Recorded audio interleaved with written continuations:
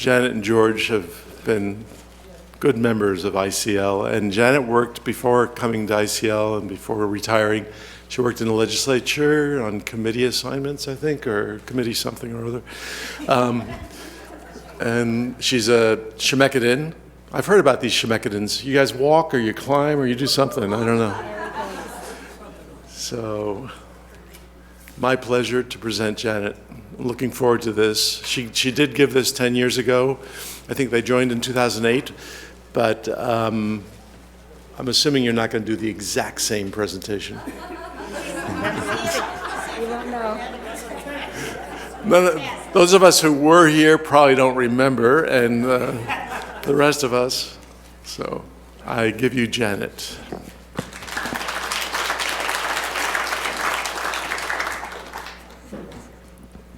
Thank you, and you can let me know whether you can hear me or not. Okay, so far? I did, as in the write-up, I did do this for this group 10 years ago. I'm going to turn my hearing aid down a little bit. I'm hearing too much. But the reason I'm redoing it, I have 4 reasons. Some of you were not here 10 years ago. And those of you who were here 10 years ago, I know what our memories are like. So even if it was word for word, the same. Third, this is the 2020 is the 100th anniversary of the passage of women's suffrage in the United States. And fourth, the story bears repeating, as I hope you'll agree. Today, we consider, us moderns, that voting is a straightforward fundamental right. But the active struggle to gain suffrage for women in the United States took over 70 years.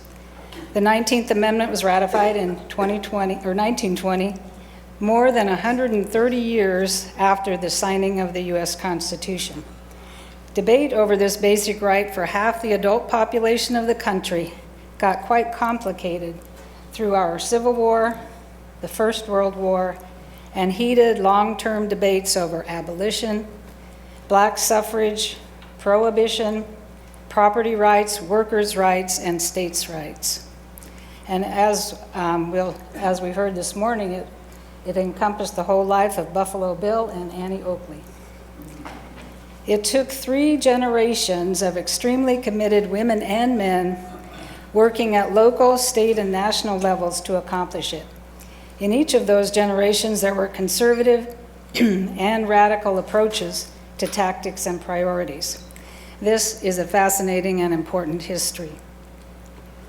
Historians mark the start of the suffrage movement in the United States with a gathering in Seneca Falls in upstate New York. It was the first of many women's rights conventions, and it was a county-level gathering. But 300 people participated. 40 of them were men, including black abolitionist Frederick Douglass.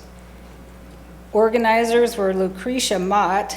It's relevant to note that Mott was a Quaker because women had more equal roles in the Quaker faith than in other faiths at the time.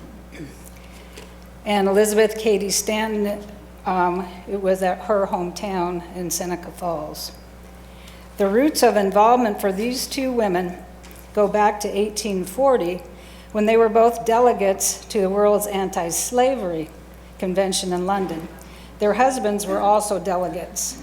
The Credentials Committee of that London Anti-Slavery Convention ruled that women were constitutionally unfit for public and business meetings. After a vigorous debate on the role of women at that convention, the women were relegated to a women's section and separated by a curtain. The men were permitted to speak and the women were not. So 8 years later, they're at Seneca Falls. As the slide indicates, suffrage was not the focus of the gathering at Seneca Falls. Other issues, including property rights for women, consideration in child custody proceedings, and access to education were. Lucretia Mott was hesitant to add suffrage to their list of declarations, and Elizabeth Stanton's husband was also opposed. But voting rights were eloquently supported by Frederick Douglass and narrowly approved. A few years later, whoops. A few years later, at an 1851 Women's Rights Convention in Akron, a 54-year-old former slave gave what became known as her "Ain't I a Woman" speech. If the first woman God ever made was strong enough to turn the world upside down all alone, these women together ought to be able to turn it back and get it right side up again. And now there's asking to do it, the men better let them. During the Civil War, there was a hiatus for direct work on women's suffrage. Women's energies were redirected to war work. Stanton and Anthony mobilized support for the 13th Amendment abolition, and their effort gathered 400,000 signatures. Women also gained occupational and organizational experience during the war. It's going too fast. These two famous suffragists, Susan Anthony and Elizabeth Cady Stanton, and Stanton was the mother of 7 children, started an Equal Rights Association in 1866 for women and men, Negro and white. Ken Burns had a PBS special in 1999, Not for Ourselves Alone, which profiled these two remarkable women. Notice when both women died, 1902 and 1906. They died when only a few states had women's suffrage, and the country was still a long way from passage of the 19th Amendment. This is another picture of Susan Anthony. And this was the National Women's Suffrage Association. You can see both women in the front row. At the time, there was a lot of negative press and images. You can see here, if my cursor works, there's 2 cigar-smoking women, one right there, and she's got a cigar in her hand. It says, "Vote for the celebrated man-tamer, Susan Sharptongue." And you can see who's holding the baby. So, and this is the looking backward. She is leaving behind at the bottom love, marriage, children, home, and starting to pass into ambition, social achievement, admiration, career, and so on. And the militant slide, as they are, as they think they are, and as they appear to police and shoppers. So moving ahead, in 1861, Kansas allowed women to vote in school elections. So this was the beginning. And 1861 is about Kansas statehood time, so I'm not sure whether it was a state or a territory at the time. In 1869, Wyoming and Utah territories, granted women the vote. Some of these Western suffrage territories and later states thought that granting the vote might attract women to move there. At the time, I think in Wyoming, the ratio of men to women was like 6-1. And nobody ever thought there would be enough women to make very much difference. In Wyoming, the Republican governor surprised people by signing the Democratic-sponsored bill, but because he had attended an Ohio Women's Rights Convention when he was younger, and it had impressed him. And in Utah, the territory in 1869, when they granted the vote, was controlled by members of the LDS Church. So 1870, the 15th Amendment grants African American men the vote, but as we know, states soon created other barriers to them.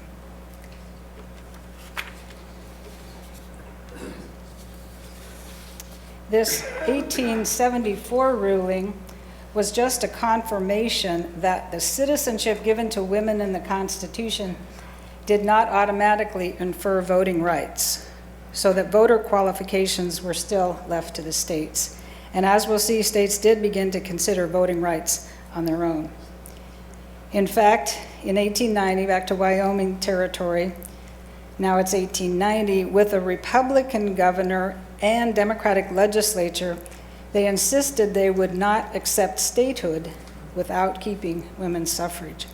When the U.S. Congress demanded Wyoming rescind the right of women to vote as a condition of statehood, the state legislature sent back a telegram: "We will remain out of the Union 100 years rather than come in without the women."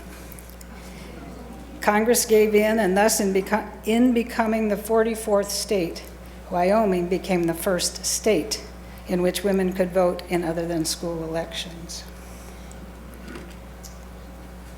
In 1878, the first women's suffrage amendment was introduced in Congress, the first of many.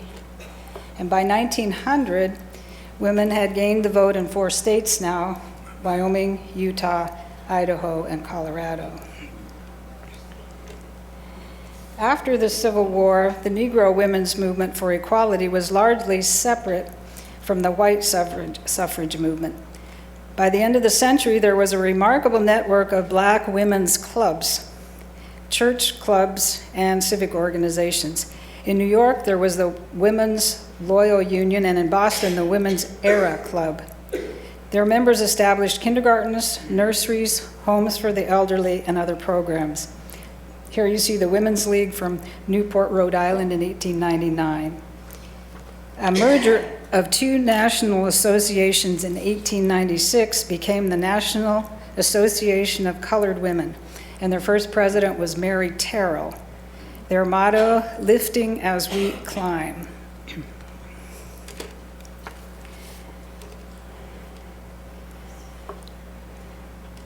In 1871, Oregon's leading suffragist, Abigail Scott Duniway, persuaded Susan Anthony, the national leader of the movement, to join her on a 2,000-mile, 2-month lecture tour of Oregon and Washington. Those long miles were by buggy, stagecoach, and steamer. Anthony made eloquent addresses to the territorial legislature in Olympia and to a responsive crowd in Seattle, but she also galvanized the opponents. Abigail Duniway also edited and published her own weekly newspaper in the 1870s and 80s. It was called The New Northwest, and it covered a range of topics. It was not a suffrage publication. In 1905, the National Convention of the National American Women's Suffrage Association was held in Portland in conjunction with the Lewis and Clark Centennial Exposition. You can see at the bottom the signatures of Abigail Duniway and Susan Anthony someplace too. Oh, there's Carrie Chapman. There's Susan Anthony.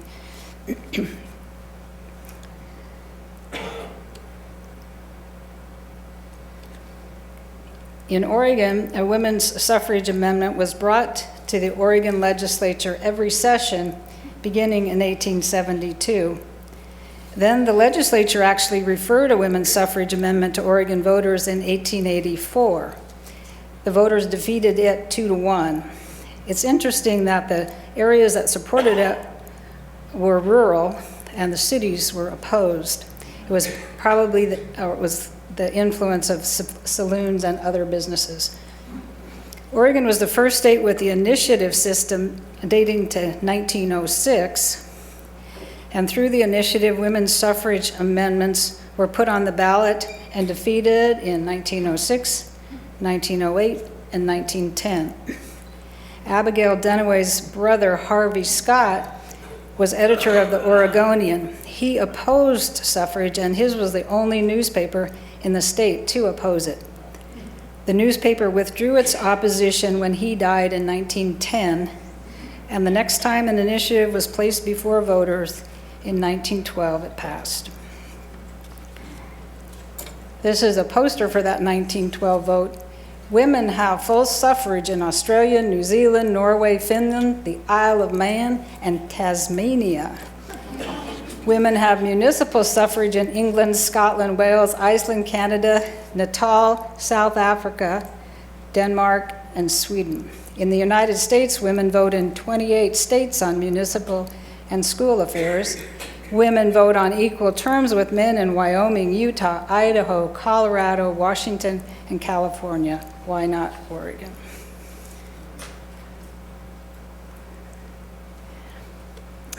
This is Duniway voting for the first time. She was the first woman. Abigail Duniway's consistent leadership in Oregon is credited with passage of suffrage in 1912. She attempted to keep suffrage from being associated with prohibition, and that was not an easy task. Dunaway died in 1915 with the right to vote in Oregon, but 5 years before the national amendment passed. She was one of the second generation of suffragists. So enter the third generation, Alice Paul. Alice would have been the age of Elizabeth Stanton or Lucretia Mott's grandchildren. She was also raised a Quaker like Lucretia Mott. She attended Swarthmore College and then the New York School of Social Work. Between 1906 and 1909, she studied and worked in England and took part in the more radical protests there. She came back to the U.S. and in 1912 obtained a PhD from the University of Pennsylvania. She began working right away for the National American Women's Suffrage Association, which was headed by Carrie Chapman Catt.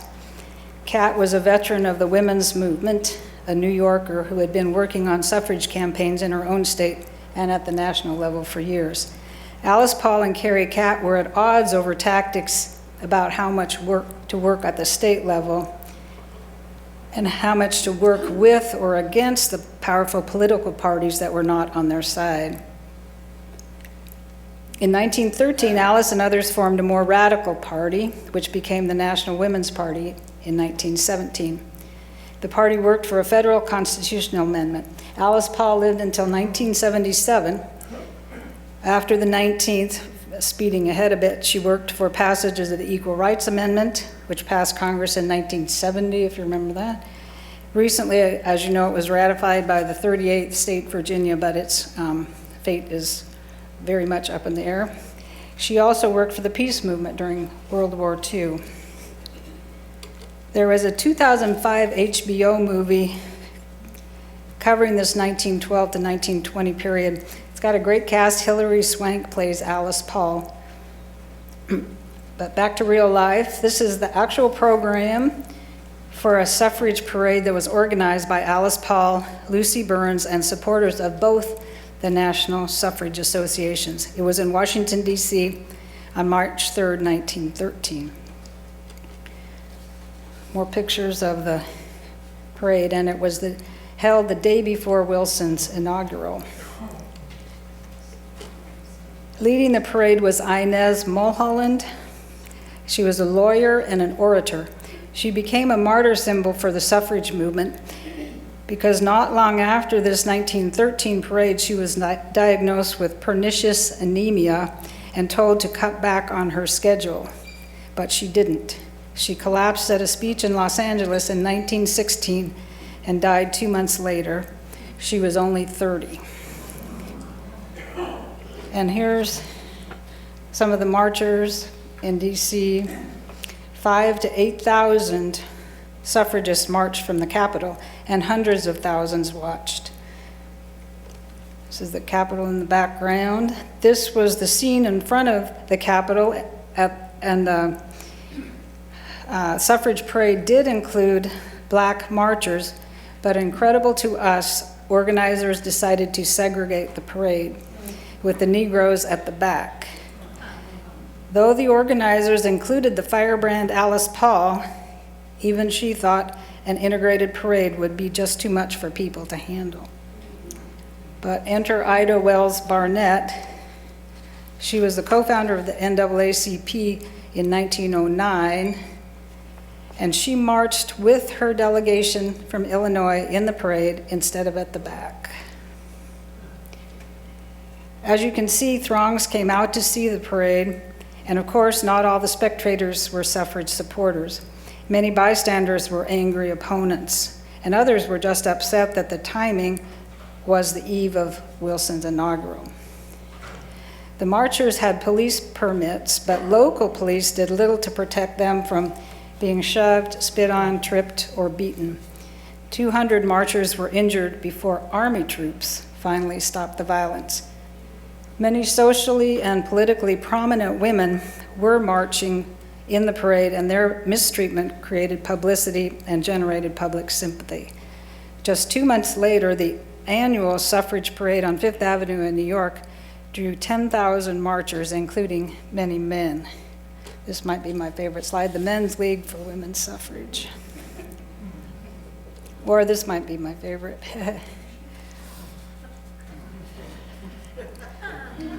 I'll just let that sink in. Again, a Life magazine cover. Progress was indeed slow, but in the presidential election of 1912 that elected Wilson, there were over 3.6 million women voters in 9 suffrage states. And big cities weren't the only setting for suffrage events. You see the sign on the wagon. By 1915, as shown in this Life magazine illustration, 11 states, shown in white, all of them Western, had women's suffrage. Washington had become the 5th state in 1910, followed by California in 1911, and as we've said, Oregon in 1912. Then Nevada and Montana were added in 1914. Some of the Midwestern and Eastern states had partial suffrage, like for local or for school board elections. In this year, 1915, hard-fought suffrage campaigns in the large population states of New York, Pennsylvania, and Massachusetts were all defeated at the polls. But thanks again to continued pressure and Carrie Catt, the New York legislature put the issue before state voters in 1917, and it passed. Another milestone occurred in 1916 when Jeanette Rankin was elected the first woman congressperson from, guess what state? Montana. Yeah, Don was first at that. So. Where was it? Montana. The growing pressure of all these enfranchised Western women and the people these states elected to Congress were beginning to turn the tide for a national amendment, but it was certainly still uphill. Ohio had an especially difficult and eventually unsuccessful campaign. Ohio and other Midwestern states had large brewery and distillery industries that were, of course, afraid the women's vote would bring prohibition. This is a 1912 women's suffrage campaign picture from Ohio, and the 1912 vote it refers to was lopsided against suffrage. Just to illustrate what massive campaigns these were, the unsuccessful New York campaign in 1915 distributed 20 tons of leaflets in 24 languages. This is Boston in 1914. I can't read the small writing there. And maybe this is my favorite. This is a Life cover entitled Retouching an Old Masterpiece, and Jefferson is looking on as she adds, "We hold these truths to be self-evident that all men and women are created equal." While all this state work was going on, Alice Paul and others were not willing to wait for the state-by-state approach. Back in DC, every day but Sunday, for 2.5 years, women silently picketed the White House. Imagine women being silent for 2.5 years. That's for suffrage, but it was very effective method. From January 1917 to June 1919, thousands of women participated. This slide is College Day. You can see University of Montana, Leland Stanford, and on the far right, over here is Oberlin. The picketers were tolerated until the U.S. entered World War I, and then they were considered to be disloyal to the country. Threats and intimidation became common. Women often stood calmly as their banners were torn down. 2 of the silent protesters were arrested in June for obstructing traffic. They were on the sidewalk. The charges were later dropped. They were the first of many arrested. Over the 2.5 years, nearly 500 were arrested and 168 were jailed. Again, the charge was obstructing traffic. This is Wilson in the top hat there, passing the picketers outside the White House. He continued to oppose a national amendment, saying he favored the state-by-state approach. And they were there, rain or shine. This is the banner scene from the movie Iron-Jawed Angels. We shall fight for the things which we have always carried nearest our hearts, for democracy, for the right of those who submit to authority to have a voice in their own governments. Alice Paul and others, whoops, I have one more. Kaiser Wilson, they're pushing the boundaries here. Have you forgotten your sympathy with the poor Germans because they were not self-governed? 20 million American women are not self-governed. Alice Paul and others were arrested on October 20th, 1917. She spent 5 weeks in the Occoquan workhouse prison, including 2 weeks in solitary confinement. She began a hunger strike and others joined her. She was force-fed raw eggs and milk for three weeks. On November 15th, the superintendent ordered guards to brutalize the suffragists. They were dragged, beaten, choked, pinched, and kicked. Lucy Burns was beaten, then chained with her hands over her head and left for the night. Accounts of this treatment leaked to the press and created more support for suffrage.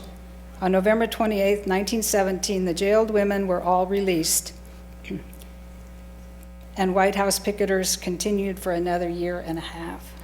Their arrests were eventually declared unconstitutional. On January 9, 1918, still in the midst of World War I, Wilson finally declared his support for a national women's suffrage amendment. The U.S. House soon passed a bill, but for the rest of 1918, it was stalled in the Senate.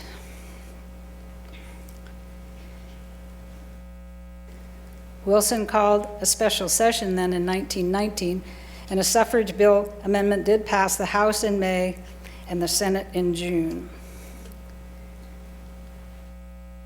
It takes 36 states, 2/3 of states, need to ratify an amendment at the time. At the time, also, 28 states had suffrage by then.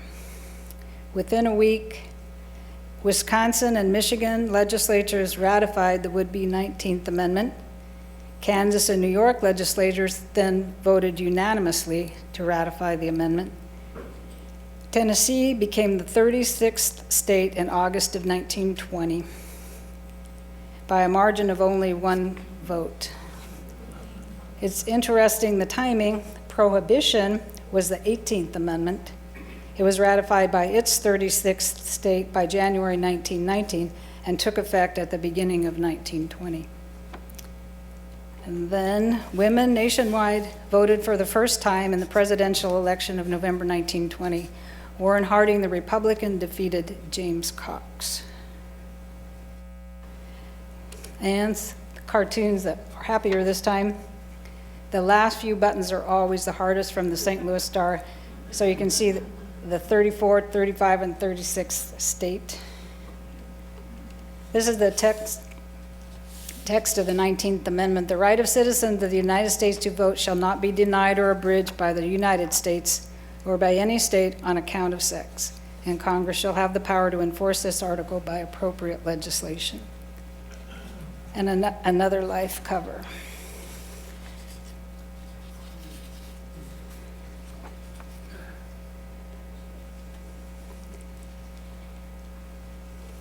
In 1919, before the amendment passed, Carrie Chapman Catt, who was president of that association, addressed the 50th convention and proposed a League of Women Voters to finish the fight. In 1920, February 14th, and that's 3 days from now, will be the 100th anniversary. It was before ratification. The National League of Women Voters was formally organized in Chicago.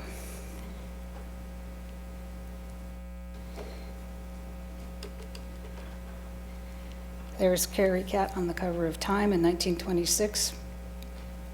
Here's the League of Women Voters' first board with Catt sitting on it.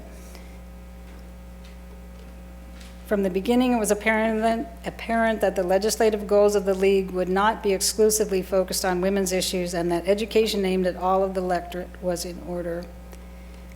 Here's the League planks for the presidential election of 1920.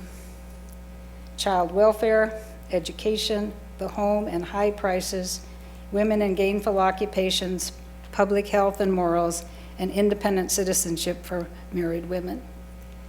League studies and positions grew to include many things, including passage of the Social Security Act, the Food and Drug Act, the civil service system, later getting into international affairs, support for the United Nations, the International Monetary Fund, NATO, many environmental and social justice movements. Today they are active in court battles over money in politics, voter suppression, access to the ballot, fair redistricting, and a wide range of other issues. From the beginning, it was a nonpartisan organization, and they do not support or oppose candidates. I just want to say, if you have any questions about the League of Women Voters, this is not an infomercial, but Roz Chirac, Jean Massey, Sharon Johnson, Barbara Sellers, and I are all members.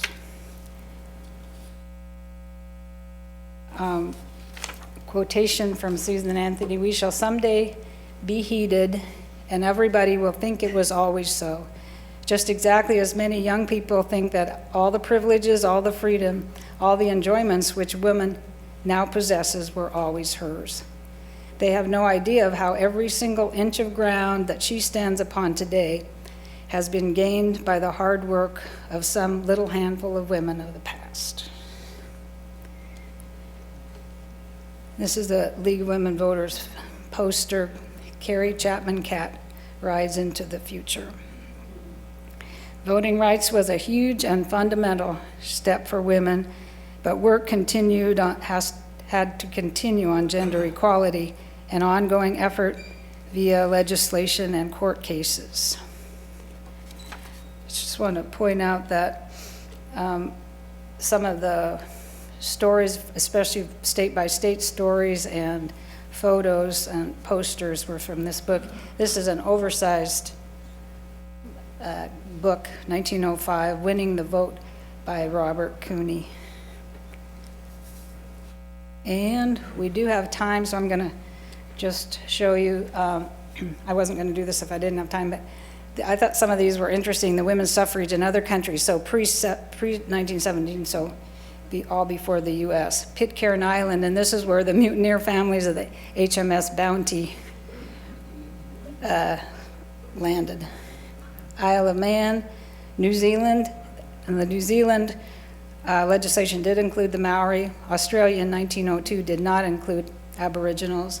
Finland, Norway, Denmark, Iceland, women over 40. And I don't know this for a fact, but I think men under 40 were probably allowed to vote.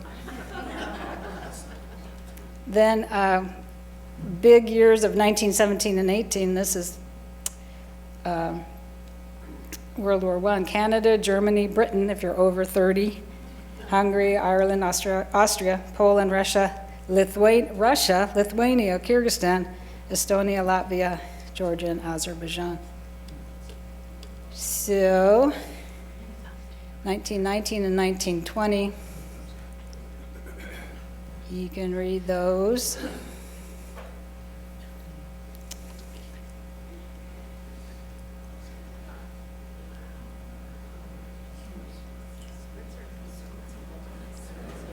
It's very surprising how late Greece and Switzerland, even Italy and Japan and France were.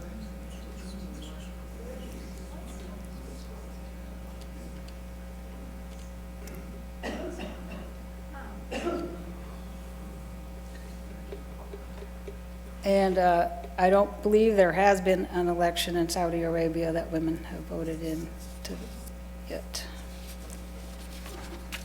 So that's, my goodness, that's all.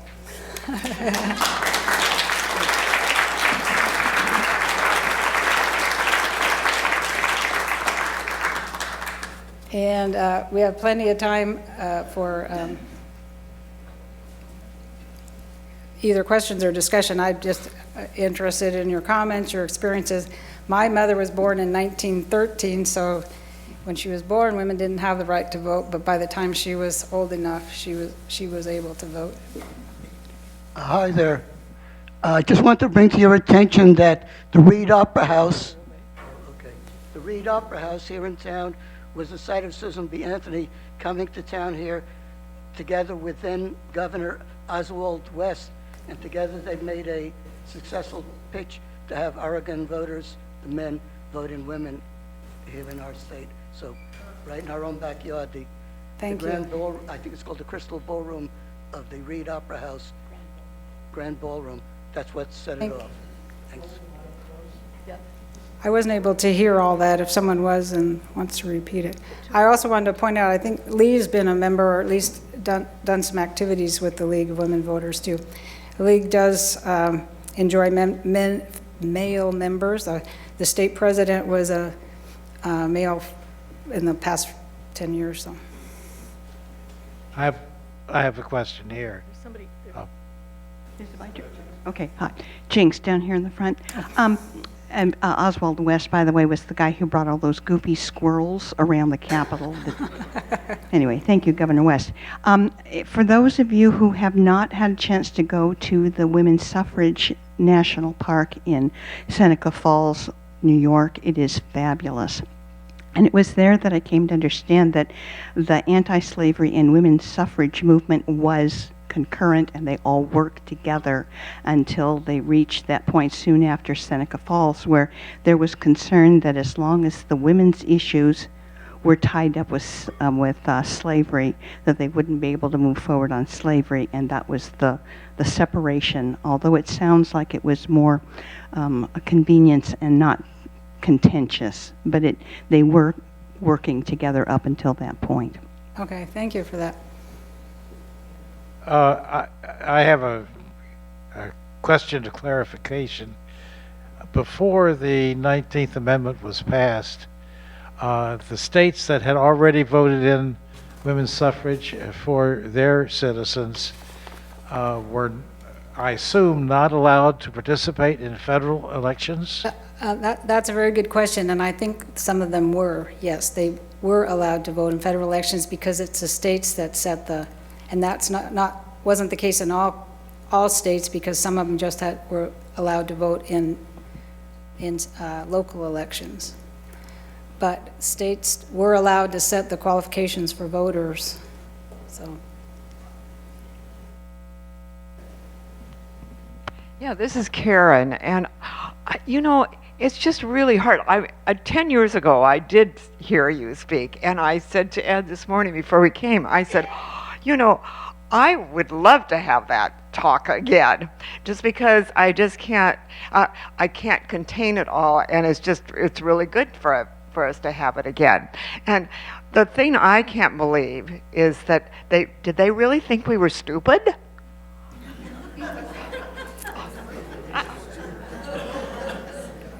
The reason, no, I'm not going to remember who this is. Rats. A current female politician went into politics. Why can't I think? Anyway, she was on a debate team and at some place special. But anyway, she drew out the theme, which the question was, do women think? Oh, she's a current female politician. Not what do they think about. Do women think? I remember some saying that educating a woman is like pouring water into a shoe. You waste the water and you ruin the shoe. So. This is Gwen Ellen, and I would like to add two things. One is that I'm trying to think of the years. I can't remember the years, but early in the lifetime of the U.S., people were told that it was not good to educate women because their brains were small and they would explode with too much information. The other thing is, I appreciate you bringing this back, and I think that just as was it the quote about people forget. And I've always admired the women that worked so hard, died before they knew that we'd actually gotten the vote. And that just strikes me because I try to think about what is it that I would feel so passionate about that I was willing to devote my whole life to, never knowing whether it actually happened. So I just thank you for that. And in the face of abuse, verbal abuse, if nothing more, there are scenes of the prison and the workhouse prison in the movie Iron Jawed Angels. There is it's a little romanticized. I mean, the prison part's not romanticized. It's a little romanticized, and there's a little romance in it that may or may not have happened. But other than that, I think it's a really good movie. And it does show how the importance of prominent women, some going against the wishes of their prominent husbands to join some of these things, but what a difference, prominent women made, and the difficulty for some poor women that joined the effort too, and how difficult it made their lives. So. Right here, this is Irene in the middle. Hi. So it's not just voting where women are, as we know. Well, my husband watches a lot of sports, and he loves watching the women's basketball. And I remember in the 50s, women were only allowed to run half court because they didn't think they could handle it. And my husband says, well, or they weren't allowed to do the marathon. People didn't think women could handle things like that. So it was a really long, this was going on even now, obviously.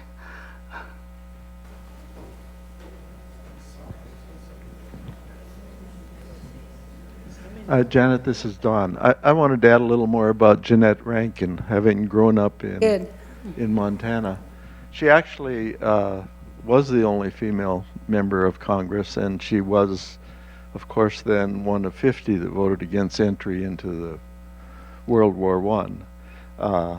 So in spite of, there were 49 men voted against it also. She was singled out for special criticism. But she actually led the discussion for the 19th Amendment that passed the House but then failed in the Senate, and it was then the next year. Jeanette Rankin was a progressive Republican. Now, I would get in trouble if I tried to define that term right now, so I'll just say that and stop. Thanks, that's good information. Hi, Sally Schreier. Hi, Sally. I was always under the impression that we were too delicate to have all of that kind of stuff in our minds. I sometimes wondered, me too. This is Jim. I was in Switzerland, living there for a while. I thought it was later than 71 that they got the final right to vote. They did it by cantons, which is kind of analogous to our state thing. And the cantons that did not allow women to vote, their excuse was their system for voting. These were remote, mountainous communities and whatnot.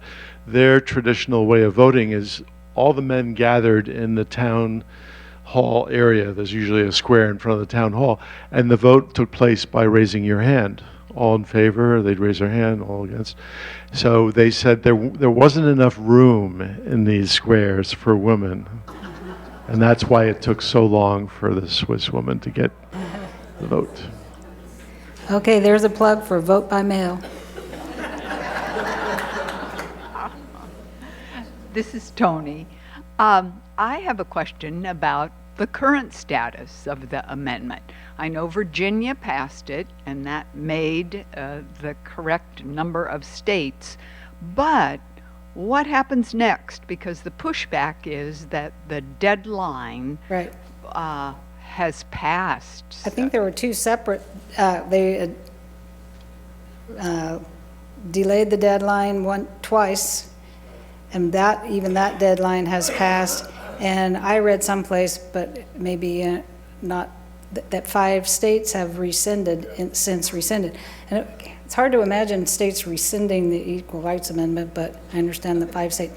So it will be a court Okay, it'll go to the It will court. be the court. But, you know, it was a symbolic and maybe more than that Virginia vote for the 38th.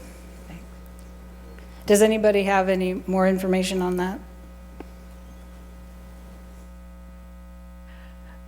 This is Solveig back here. I lived in England during the 70s, and there was a compelling television series, I think it was 12 weeks, called The Suffragettes, which is what they called them then. But the depictions of the physical tortures was, I can't forget it, especially the force feeding. It was kind of like waterboarding in a way. You know, because people were trying to starve themselves until the vote changed, and so then they would be chained to these tables and just gruel poured into their throats. And it was horrible. I think there was much more of the like radical approach in England, and so they got more pushback that way too. Yeah. Janet, this is Don again. You mentioned that the League of Women Voters is now working on other issues related to voting, and I'm just wondering. I'm quite concerned that women of color, in particular, are being singled out by the President of the United States. The Medal of Freedom just going to someone who's one of his favorite words is feminazi. About any of the women in politics. So I see it really ugly out there. Are the League of Women Voters addressing that? I'm not sure if they're addressing that particularly, but they've been very active in court cases on voter suppression at the state level. So I'm hoping that's inclusive of what you're talking about.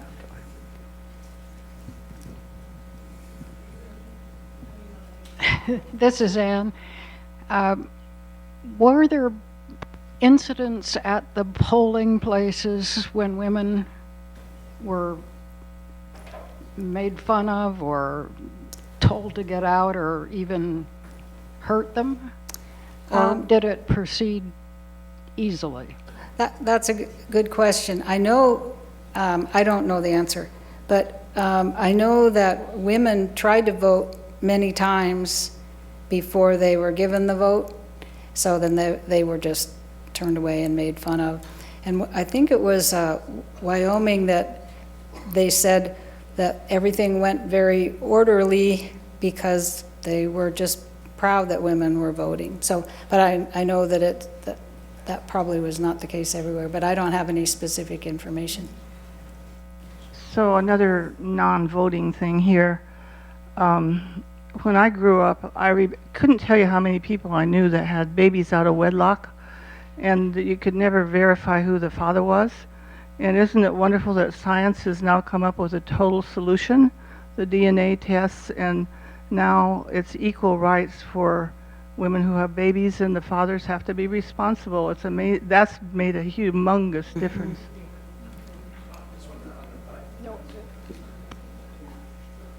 Hi, this is Ken. Just a comment. It's common for societies, all societies, to oppose anything new. And initially, there were many women who didn't want the vote or didn't think they should. Yes. You could see the same thing in slavery. So those people who do stand up for change and eventually get their way should be singled out for great praise for their courage and foresight. I think that's very true, and that there were many women who did not support the suffrage movement. Hi, Barbara here. I'm just really interested in the fact that the initial states who approved for women voting were Western states.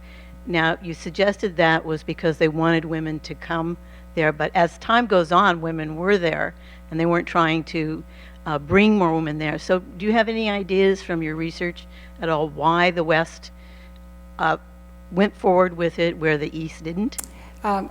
Only what I've read about the larger cities in the Midwest having so many breweries and businesses that were associated with would oppose prohibition. And that women were associated with the idea that if women had the vote, they'd vote to close the bars, get their husbands home. Mm-hmm. And This is Judy. but that would be an interesting thing to research some more, Barbara. Other factors, and I think people just, well, women, if they may have been more equal in their roles a bit if they were not in traditional cities and traditional roles when they moved west. I don't know. This is Judy. The 5 states that revoked the equal rights were Idaho, Kentucky, Nebraska, Tennessee, and South Dakota. So would you say that list again? Okay. Idaho, Kentucky, Nebraska, Tennessee, and South Dakota.